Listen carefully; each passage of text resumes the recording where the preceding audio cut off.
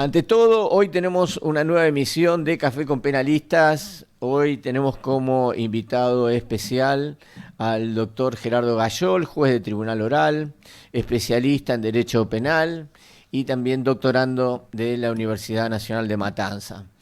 Gerardo, buenos días, ¿cómo estás? Muy buenos días. Bien, Gerardo, gracias por acompañarnos, por aceptar esta reunión. En Café con Penalistas tenemos como finalidad tratar temáticas de alto interés, sea social, también jurídico. Y aquí hoy nos vas a hablar de un tema interesante donde vamos a intercambiar opiniones, ideas, como es la temática de corrupción, ¿no? Ajá. Cómo es la tipificación, si estás de acuerdo con la que se encuentra vigente a la fecha, cuál es tu idea al respecto, cuál es tu experiencia y cuál es tu visión. Así que un poco danos el amplio introductorio a esta temática. Te cedo la palabra, Gerardo. Muchas gracias. Bueno, en primer lugar, el delito de corrupción se compone de dos verbos típicos, que es el que promociona o el que facilite la corrupción de menores de edad. Y acá viene ya el primer problema, que es, son dos actos diferentes. No es lo mismo promocionar que facilitar. Y lo que se suele ver con mucha frecuencia es que en todo delito donde haya una acusación de abuso sexual, siempre va unida la corrupción de menores. Entonces la pregunta sería, ¿pero este señor abusó de la persona o la corrompió? Para eso, hoy por hoy, pareciera existir dos teorías. Dos teorías a nivel jurisprudencial de la casación, te estoy diciendo, en la cual hay una parte de la biblioteca de la casación actual bonaerense que está diciendo que, bueno, por la gravedad de la conducta, por la multiplicidad de hechos o por lo aberrante que sea, hay corrupción de menores. Y hay otra parte de la biblioteca, hay otras salas, que opinan que hay que estar al dolo del autor, el dolo en producir esos verbos típicos. Por más grave que haya sido el que la haya violado desde, no sé, desde los 10 años hasta los 15 años y sea un hecho aberrante, eso constituye, eso lo manejas en el espacio de la pena, los delitos previstos para esa, eh, eh, para ese tipo de delito. Pero no le agregás la corrupción si no podés probar el dolo del autor en promocionar o facilitar el delito. Y esto es tan solo el comienzo del problema, porque después vienen las discusiones entre unos y otros de por qué ocurre esto. ¿Por qué unos sostienen que es el dolo del autor y por qué otros sostienen que es la multiplicidad de delitos? Vos sabés que hay algunas personas que te van a decir que no se puede uno meter dentro de la cabeza del autor.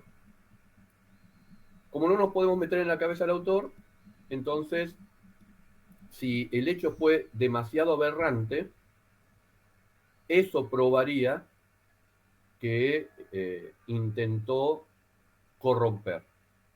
Pero a su vez no me especifican cuál de las dos modalidades de la corrupción es. Entonces, esa multiplicidad reemplaza a la prueba del dolo. Una persona conviviente, por lo general, por temas de concubinato, uno de los casos más frecuentes, abusa de la hija menor. Nadie se entera hasta determinada edad. Entonces, vos vas a decir que como lo hizo durante tantos años, la corrompió. Bueno, primero, facilitó o promovió la corrupción. Y después de ello, definime corrupción. ¿Qué cosa significa corrupción? Si los hechos son tan aberrantes, porque para nuestra moralidad el que se realicen tantos actos sexuales es una circunstancia aberrante, no es que no lo sea, yo digo que quizá la palabra más adecuada sea anómala, es una circunstancia anómala. Vamos a llegar al punto de tener que decir, bueno, esto lo que hizo es desviar el normal desarrollo sexual de la persona. Y aquí entramos en otro problema también gravísimo, y es cuál es ese otro desarrollo sexual normal de la persona. Yo acá había separado en alguna parte cuáles son las diferentes formas de autopercibirse sexualmente, ya que el estereotipo hombre-varón es un estereotipo sexista, machista, que está muy criticado en la actualidad. Así que hoy te podés autopercibir de 33 maneras diferentes. Lo tenía por algún lugar por acá ya preparado y parece que lo perdí. Pero bueno, dame un minutito. Bueno, la cuestión, frente a esas 33 formas diferentes, entonces, ¿cuál es la desviación de la conducta sexual normal? ¿Hacia dónde la empujó que no sea alguna de esas 33 formas? Para poder decir de que hubo corrupción. Entonces acá ya tenemos no solamente el problema del verbo típico, no solamente el problema de la probanza del dolo del autor, sino también tenemos el problema de la definición de qué cosa es corrupción. Entonces, si la persona tiene, no es heterosexual, si presenta alguna de estas modalidades que estamos diciendo, ¿sería una normalidad? ¿Hubo una desviación en la normal conducta del autor? Yo tuve una vez una causa en la cual la persona se dedicaba a sacar fotos de niños teniendo relaciones sexuales. Se venden muy bien en el mercado y por eso es que el hombre se dedicaba a eso y ganaba fortuna. Para hacer eso, el hombre se planteó un problema. Dijo, los chicos tarde o temprano me van a denunciar. Entonces lo que hizo, lo que se le ocurrió es, ellos tienen que asumir esto con normalidad. Y preparaba a los chicos desde el primer año de vida que jugaran con el pene de un adulto, y a medida que iban creciendo, iban teniendo mayores cosas. Juegos, por ejemplo, entre ellos, donde se tocaban entre ellos, estar en la pileta y estar teniendo relaciones sexuales entre ellos. Estamos hablando siempre de niños en una edad comprendida entre los 8 a 17 años. Y el hombre lo que logró con todo esto es que nunca nadie lo denunciara. Jamás. Y empleó, comenzó con sus sobrinas y a partir de ahí logró los amigos del barrio de la sobrina y se expandió a los amigos del colegio, y por eso es que tenía mucha gente y por eso podía hacer muchas cosas, tanto interviniendo él como interviniendo otra persona. Entonces, yo creo que aquí se da un caso de que plenamente probado de que él empleó un método para desviar el normal desarrollo sexual. ¿Por qué? Porque todas esas personas no tuvieron una autopercepción de su sexualidad conforme a lo que hoy se acepta científicamente, que son la situación socioambiental y la situación de familia, que son las que de alguna manera te determinan para cómo vas a ir percibiendo tu sexualidad. Este hombre les impuso ya un movimiento, pero lo hizo a querienda, para poder él encubrir lo que estaba haciendo, y era una actividad lucrativa la que estaba haciendo. Ahí tendríamos un caso de corrupción. Pero todos los demás casos, el del concubino que abusa de la hija de la concubina durante mucho tiempo, recaen en otra figura típica, que es el abuso sexual con acceso carnal, que puede ser gravemente ultrajante, que puede ser agravado por múltiples circunstancias, como ser conviviente, etcétera, y que tiene penas bastante altas.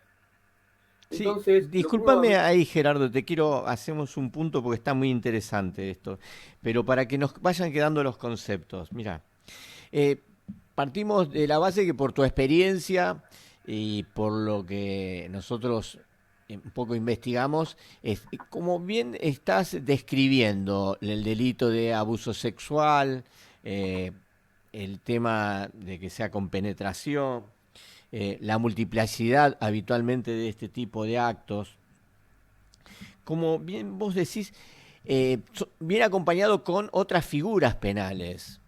Y por regla general, como vos estás describiendo, viene la figura de corrupción de menor, ¿no? Entonces, es bueno acá que nos des la descripción si corresponde, ¿no? Poner esa figura penal, porque has hecho una introducción muy interesante de este caso que no sé dónde ocurrió, de ese tío, ¿no? Que se tomó ese trabajo en el mal sentido de los menores desde un año de tener una actividad sexual, cuestión que llega a la adolescencia y le parece algo normal, algo que no debería serlo para la edad que tienen, ¿no? Así que me parece muy interesante ahí que nos detengamos y que nos puedes una descripción más detallada, porque es muy interesante lo que estás diciendo.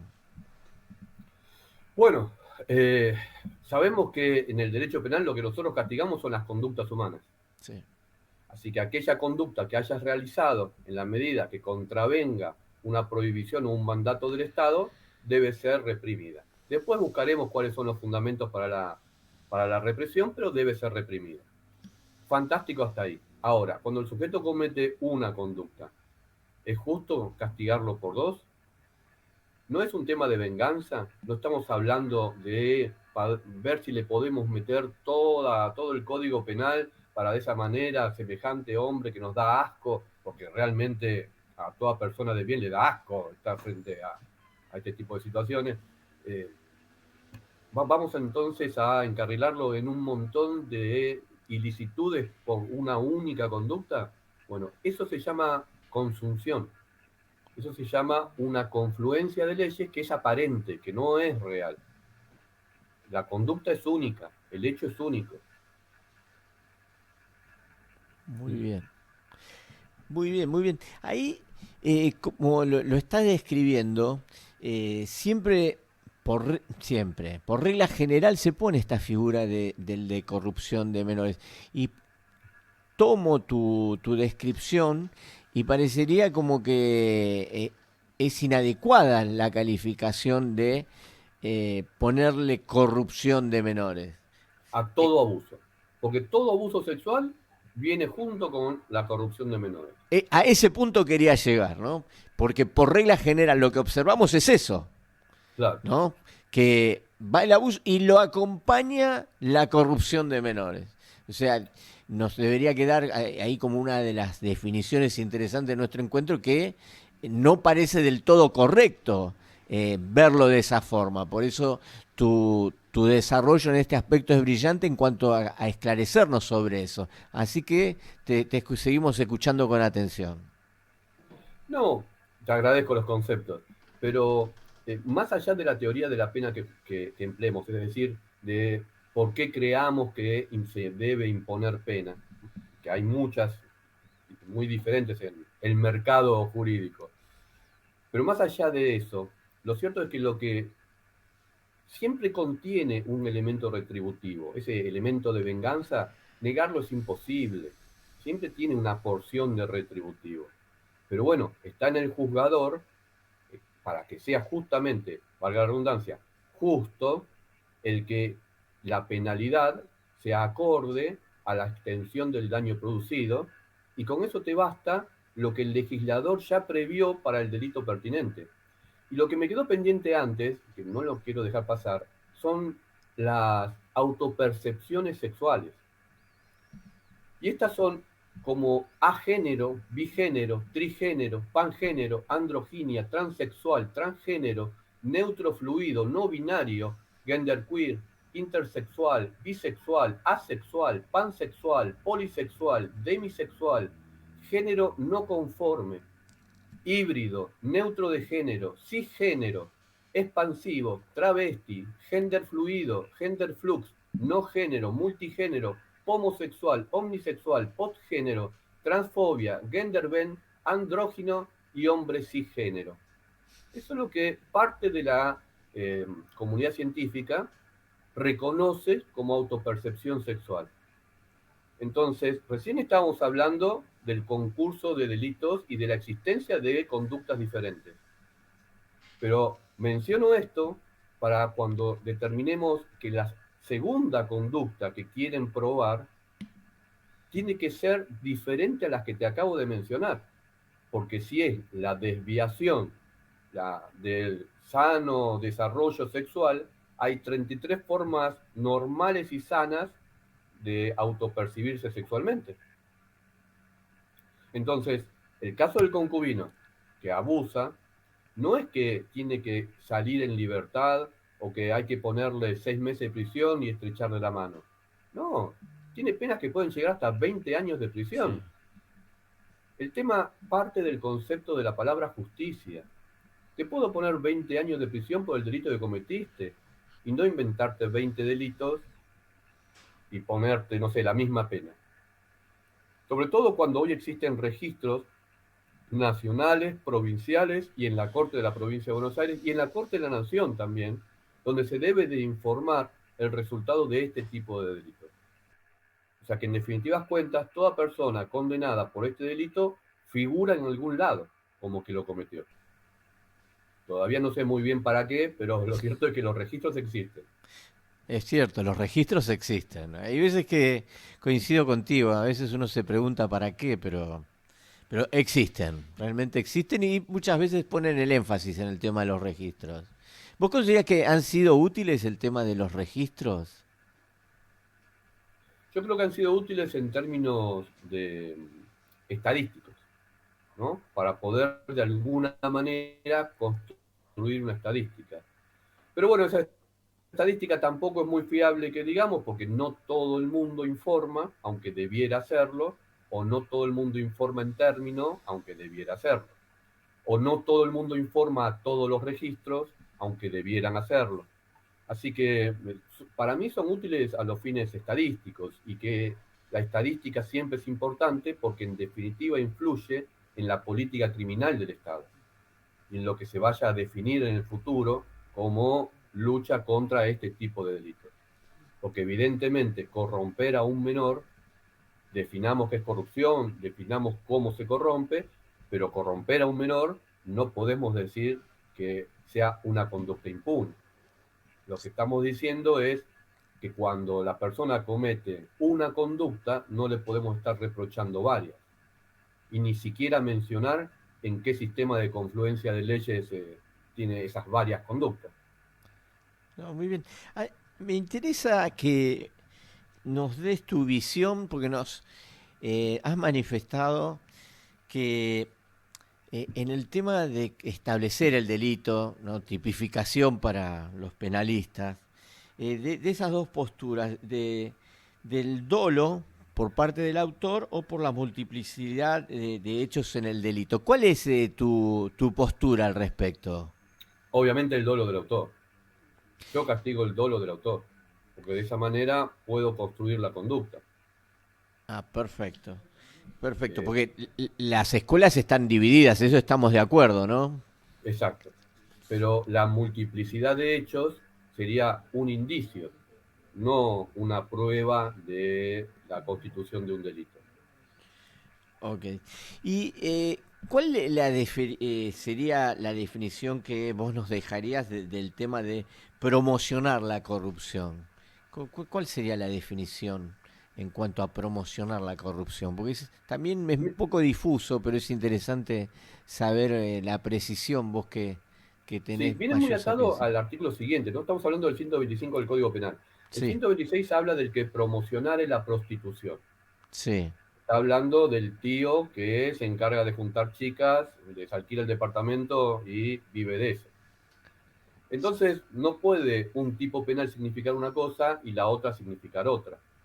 Así que ya eso ya nos da una idea de hacia dónde vamos. Facilitar es facilitar los medios para que una persona cambie su percepción sexual.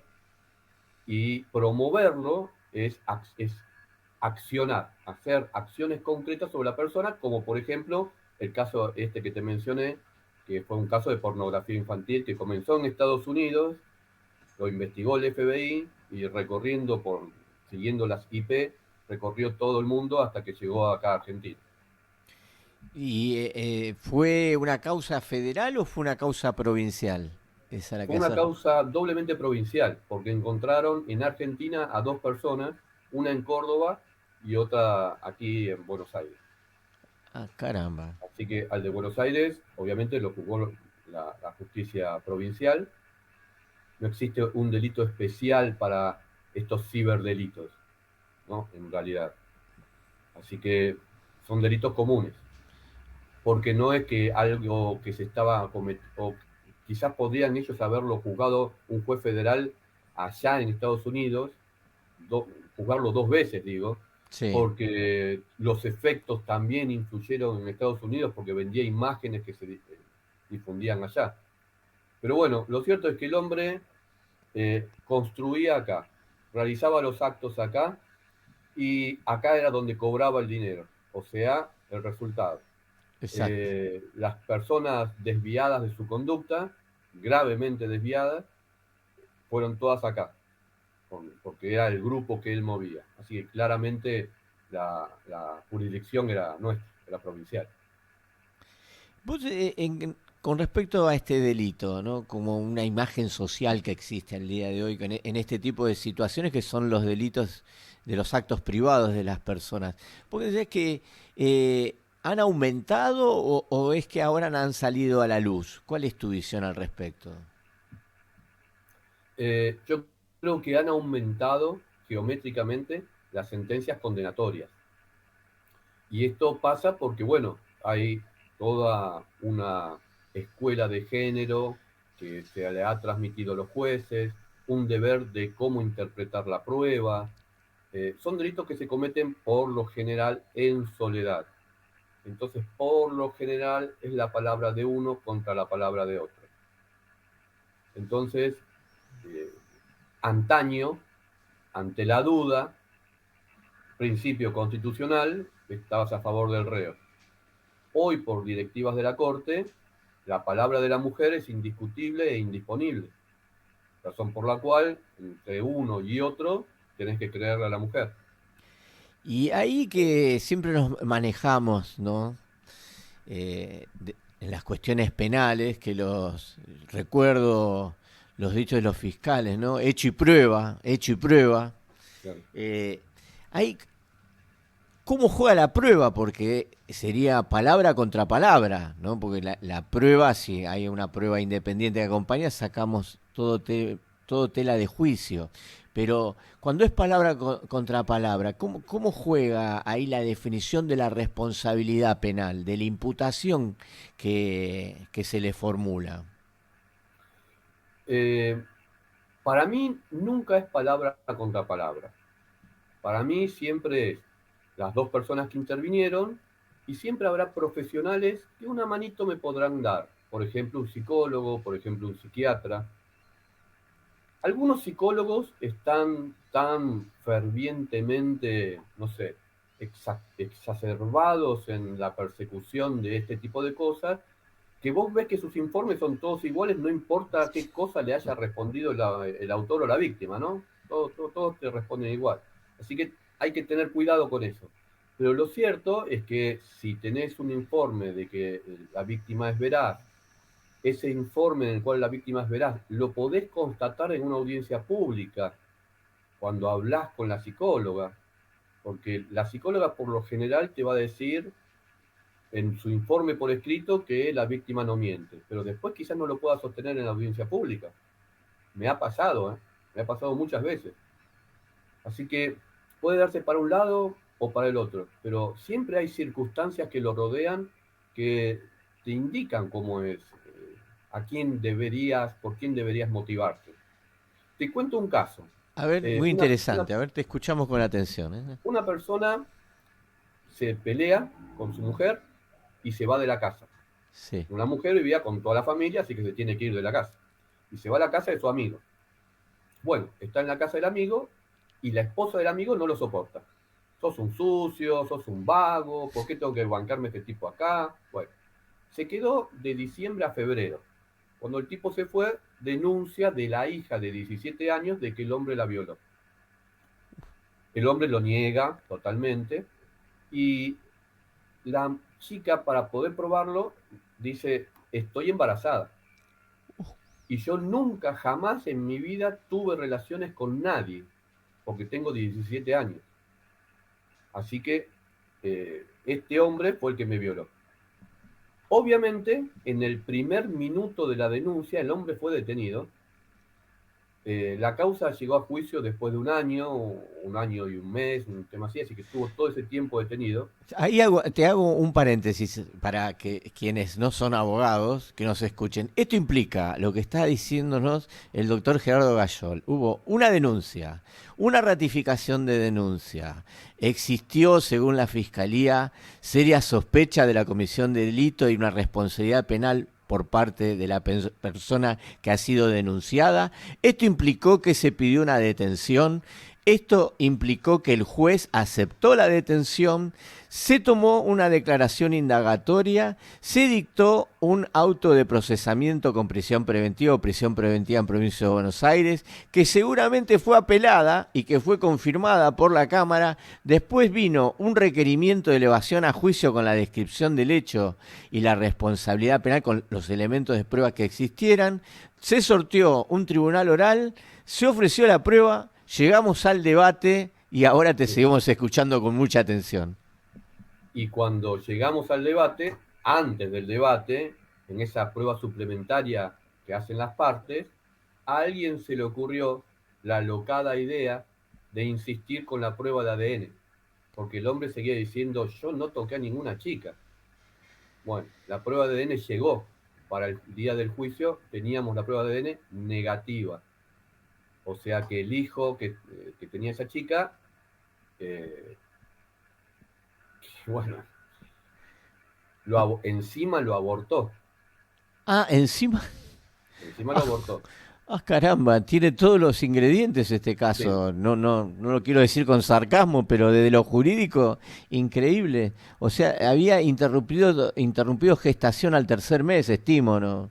O, claro. Sí, no tengo ese dato ahora en la cabeza, no, pero no, sí. pero perfecto, pero es muy, muy interesante.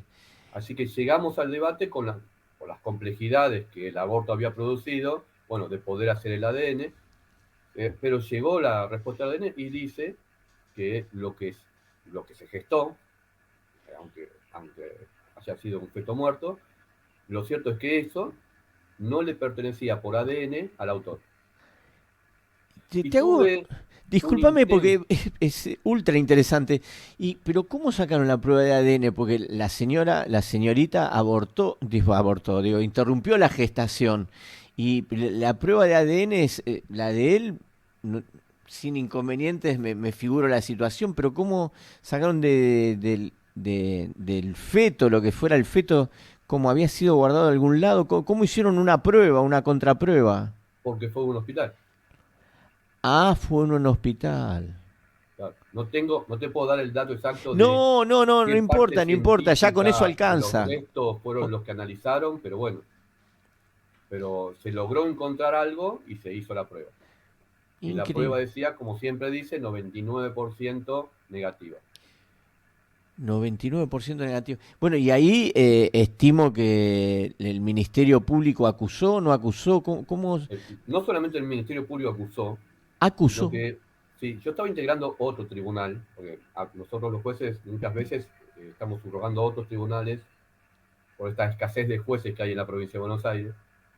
Así que bueno, esto me pasó a mí integrando otro tribunal, no el mío natural, y Sí, hubo una intensa discusión sobre cómo debíamos resolver.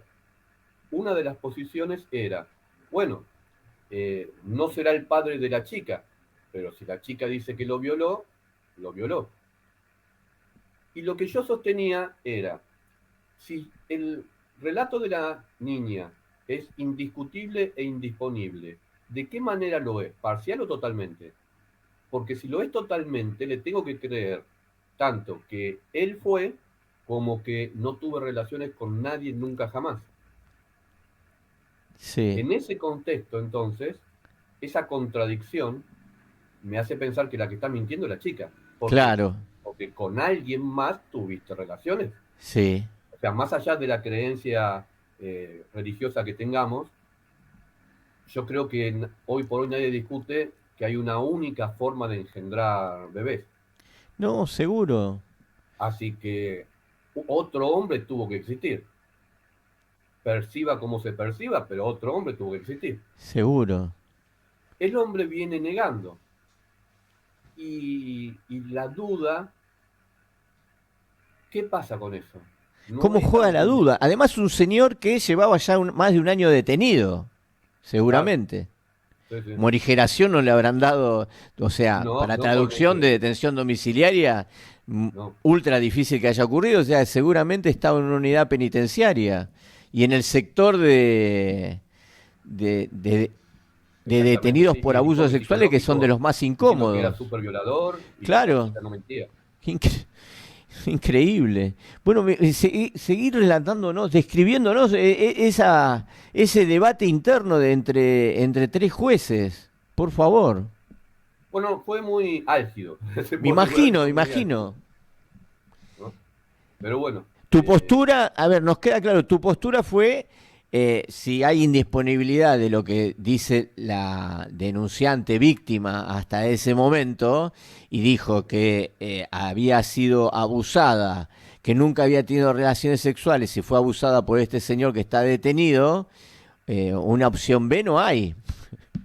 O era te lo, eso o tra- mintió.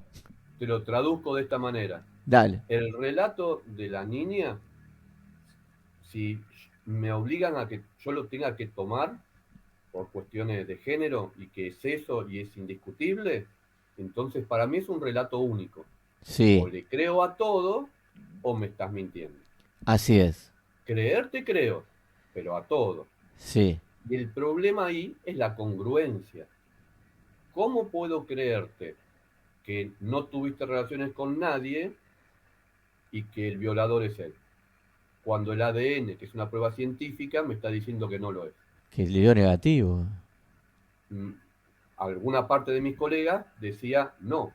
Yo le creo a la parte que dice que la violó y a la otra parte quizás ella está escondiendo algún noviecito que tuvo.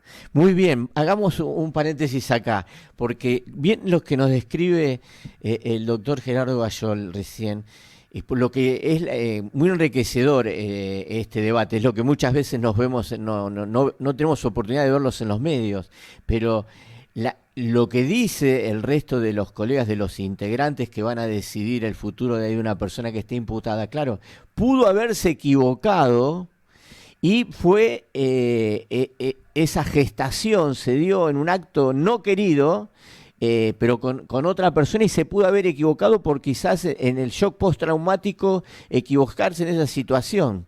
A ver, seguí relatándonos, por favor, porque acá tenemos No, dos yo lo que posturas, ¿no? creo es el tema de cómo debe realizarse la interpretación de las pruebas. Sí, Entonces, mediante la lógica, ¿no? Ya lo sabemos todo. Pero entonces, vos me vas a decir que yo le creo a una parte y a la otra parte no. ¿Por qué? Porque existe, con este razonamiento, existe una posibilidad. Que la chica en realidad haya tenido un noviecito y el noviecito se lo ocultó a los padres, así es. ¿no? Sí, Entonces, la violó este hombre sin perjuicio de que el hijo fuera de otro. Esa sí, es una posibilidad. Si pensamos eso, también existe otra posibilidad. Y es que, por justamente existir un noviecito que no quiero admitir, le echo la culpa a aquella persona que la madre no se banca y que lo quería fuera de su casa. así es. Entonces, yo con los mismos elementos de prueba llego a dos conclusiones diferentes. Y ahí para mí es donde aparece el indubio pro reo. Porque con los mismos elementos de prueba puedo concluir en dos cosas absolutamente diferentes. Y si tengo que concluir en dos cosas totalmente diferentes, tengo que estar a favor del imputado. Seguro, seguro. No, bueno, esa es una de las opciones. A mí, en lo personal, si tuviese que decir fuera camarista, hay un relato. Punto uno, también tiene que tenerse en cuenta, para quienes no son abogados y hoy nos están viendo, que la víctima declara bajo juramento de decir verdad, ¿no? Esto es desde mi visión.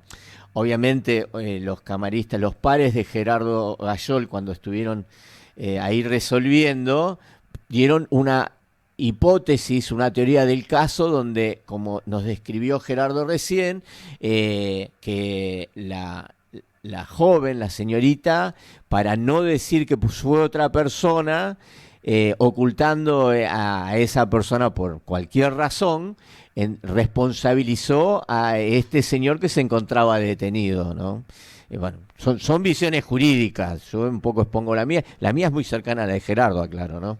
Pero seguí, Gerardo, por favor, interesantísimo, a ver cuál fue No, el yo desarrollo tomo lo final. último que dijiste. Sí, El tema de las declaraciones. sí, La chica declara en la comisaría.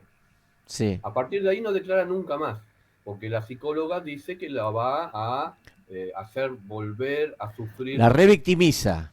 a la revictimiza, Sí, exactamente. Entonces, a mí me está vedado poder verla, ver su rostro, ver sus gestos, ver sus contradicciones, sean mínimas o no. Eh, todas cuestiones subjetivas, claro, pero que hacen a la interpretación del testimonio. Por eso es que el testimonio siempre tiene que ser personal. sí. Es mi manera de poder verlo. Bueno, no solamente yo no la pude escuchar, sino que tampoco teníamos una cámara Gesell y teníamos la declaración que hizo en comisaría acompañada de la madre. Ahora, supongamos que tengamos una cámara Gesell. Sí, La cámara Gesell es un sistema que se inventó en Estados Unidos con fines comerciales. Queremos saber qué producto vender más, entonces ponemos varios productos, ponemos a una persona o a varias personas y sin que ellos se den cuenta que lo estamos viendo, tomamos nota de lo que están haciendo. sí. Así es como se gesta la historia de la cámara Gesell. Eso lo trasladamos a la declaración de los menores. ¿Y cómo era? Y en un principio era en un ambiente lúdico, de juegos, y mediante técnicas de abordaje psicológicas, es Sí. decir, test o alguna otra impresión, no formular preguntas directas, sino sacar conclusiones de lo que va diciendo. Y esto puede ser a la vista de todo el mundo sin que la niña vea que la están viendo. Hoy las cámaras Gesell tienen una terrible cámara, son cuartos que parecen, no sé, Estudio de televisión. sí. Sí, sí, es así. Obviamente ve el espejo grandote o la ventana grandota. Cualquiera que haya visto una película de televisión dice, detrás de esa ventana hay 400 personas. Es verdad. Y cuando no, la psicóloga que hace preguntas directas, cuando no, vuelve con las partes para preguntar si quieren preguntar algo más. Así es. Pero incluso los protocolos de actuación de la cámara Gesell incluyen que la cámara Gesell sea de esta manera.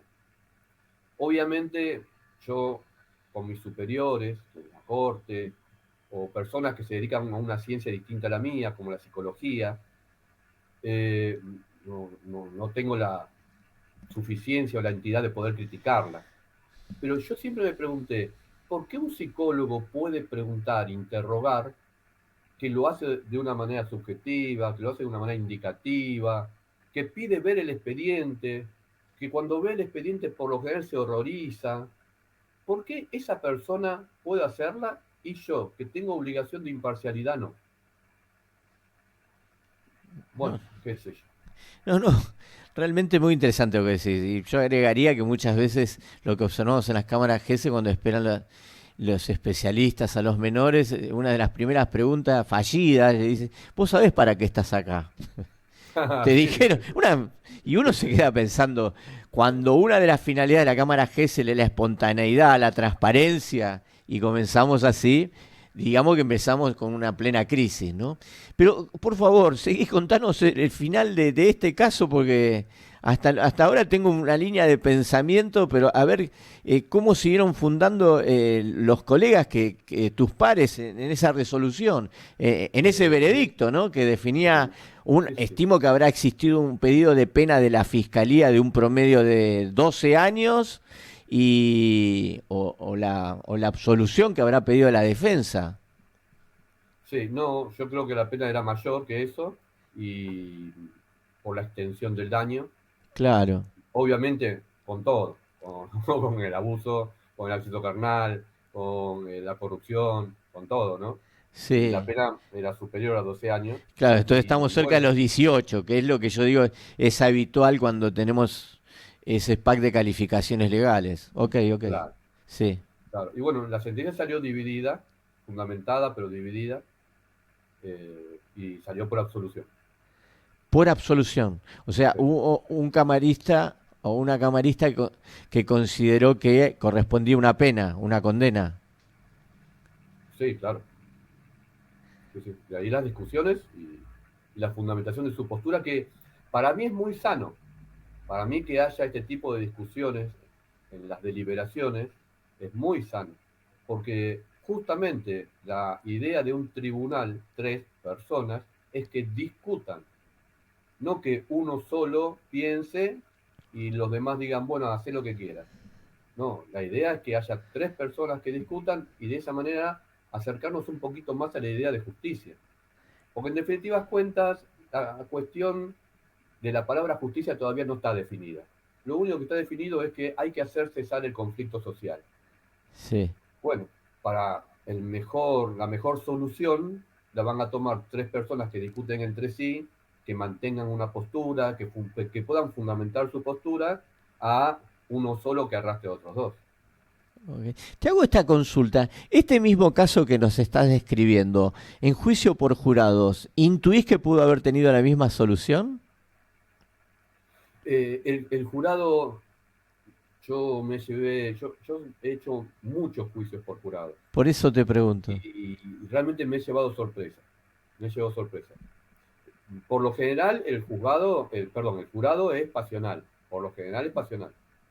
Se mueve no por el conocimiento jurídico, como ya sabemos, sino por el arte teatral que puedan llegar a tener los operadores, que son fiscal y defensor. Así que yo te podría decir que, que puede llegar a una condena si el fiscal la usa bien. Porque yo te pongo una chica de 17 años llorando y desgarrándose la ropa mientras llora, y vamos a ver qué es lo que termina pensando. Y la pongo en último término, ¿eh? Que la última que declare sea la víctima, que llore, que se rompa todo y qué sé yo. Vamos a ver qué pasa, ¿eh? O no, o todo lo contrario, si el defensor es bueno, hacerla entrar en contradicciones a la víctima y de esa manera poder justificar al noviecito, por ejemplo, Sí. y bueno, y de esa manera sembrar la duda en el jurado y lograr una absolución. No, desde La, ya muy interesante lo que estás diciendo. Realmente me ha sorprendido que le encontraron, le encontró la variante, el voto en disidencia, a esta situación de que se había dado el hecho y que existía alguna razón por el cual la joven había faltado a la verdad. Y después lo que más me sorprende es desde la visión procesal, aclaro, no hablo de si estar de acuerdo o no con el tema ya ahí de la sentencia, sino que el tribunal no le pudo preguntar a la víctima. O sea, hay una declaración policial que hay una discusión jurídica también, que hay mucha jurisprudencia. Bueno, el caso Benítez de la Corte Suprema en adelante, ¿no? El tema del contralor por parte de la defensa y de las mismas partes a la víctima al por el testimonio. derecho a defensa del imputado. Realmente, más que interesante, es una sentencia como para leer, así que No, en no sé algún si tenemos momento tiempo te voy a para que estar te molestando para mencione, leer la sentencia, los fundamentos, ¿no? no sé si tenés tiempo para que te mencione un caso más. Sí, sí, ahí nos quedan 5 minutos, pero Ya, muy te lo digo rico. cortito entonces. Dale. Es una situación en donde un grupo de amigos festeja en una casa, no sé, porque sí, porque son un grupo de amigos. Se quedan hasta más o menos la medianoche y cuando termine ese horario, un hombre y una mujer se retiran juntos, que no Sí, se conocen, se conocieron ahí. Él le ofrece llevarla en el auto hasta su casa. Resulta que no van a la casa. van a comer pizza. Hay testigos que los ven comiendo pizza arriba de la camioneta. Sí, De ahí fueron a una heladería, sí, tomaron un helado. En la heladería, el heladero dice que la chica tenía una forma de ser muy, no sé cómo decirla en este momento, me gustaría leer la declaración, pero como que era muy, muy sensual, y estaba siempre jugando, estaba muy divertida. Evidentemente habían tomado muchas copas de más. De ahí fueron a la casa a jugar a las cartas, una cosa impresionante. Bueno, en la casa de él, en la casa de él. Y jugaron supuestamente a las cartas y ella se quedaba dormida. Como se quedaba dormida, le dijo, no, che, mira, la mejor me voy porque no, ya no da para más. Y entonces el hombre le dijo, bueno, subí a la camioneta y nos vamos. Y la llevó a la casa. Poco antes de llegar a la casa, el tipo le dice, che, pero al final tuvimos todo este tiempo juntos y no pasó nada. Bueno, lo siento, ahora ya no. Y el tipo frenó, la puso a ella en el asiento de atrás y la accedió carnalmente. No le costó mucho hacerlo porque ella estaba entre dormida y alcoholizada, sí. así que pudo tener relaciones con ella. La chica decía que no quería que saliera de ahí y justo había una persona, a pesar de ser las 7, 8 de la madrugada, que circunstancialmente pasó por el lugar y escuchó esas palabras. La cuestión es, ¿cómo juzgamos a este hombre? Porque venía por el abuso sexual con acceso carnal. Sí, Bueno, yo lo que mencioné en ese caso es que la facultad de elección que tiene la mujer no tiene ámbito temporal. No hay un límite. No es que, si no me dijiste que no hasta que llegaste a mi casa, yo ya después creé el derecho. No, el no lo tiene siempre y cuando se le ocurra. Por más que haya habido, no sé, una relación entre ellos que pudiera llegar a hacer pensar otra cosa.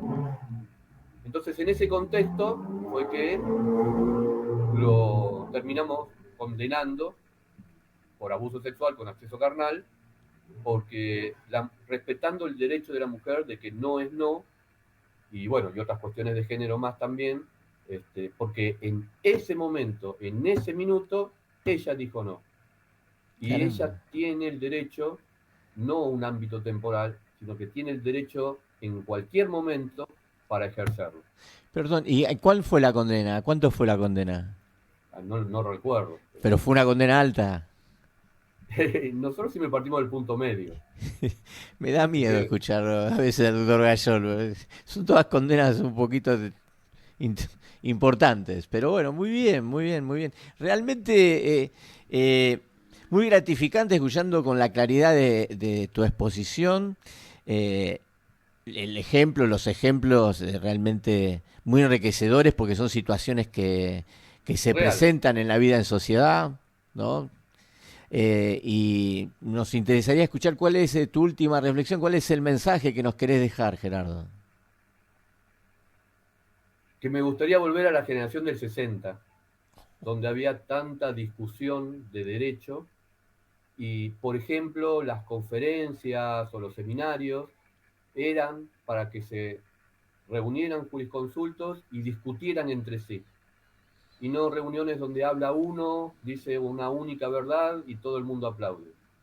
Me gustaría mucho volver a eso. Me gustaría mucho volver a la discusión como la estás iniciando vos con este café, porque seguramente muchas personas no pensarán igual que yo, seguramente habrá mucho debate, y bueno, eso es lo que nos enriquece y es lo que nos hace avanzar, el poder discutir. Bueno, muchas gracias, Gerardo. Gracias por tu aporte. Ha sido una reunión muy interesante, enriquecedora, genial, te digo, porque creo que el tiempo nos pasó muy rápido. Ya es el momento que nos tenemos que despedir, así que te agradecemos tu tiempo. Seguramente tendremos otro encuentro y esperemos que sea así de didáctico, enriquecedor y dinámico como el que tuvimos hoy. Gracias, Gerardo, por tu tiempo y hasta la próxima oportunidad. Hasta luego. Muchísimas gracias a vos por la invitación y por los conceptos. No, muchas gracias a vos. Hasta luego. Hasta luego. See the man who almost